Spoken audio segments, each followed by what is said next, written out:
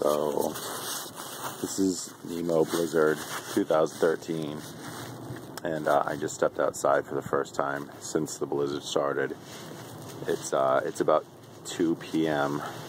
Saturday, the 10th, I think, and this is our front door. I have opened it and closed it, and it still looks almost completely untouched. Snow everywhere. Last night, I think someone came out and they must have shoveled. I think it was Jennifer and Eric. Huge snowdrift, partially because of snowing and partially because of shoveling. Obviously, you can tell the difference. And then the lawyers plowed their side of Pine Street, or the Pine Street side of May Street, and nowhere else.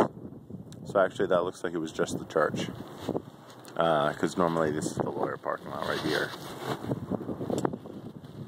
So we have our work cut out for us if we want to leave today. This is why it's bad to live on a private way.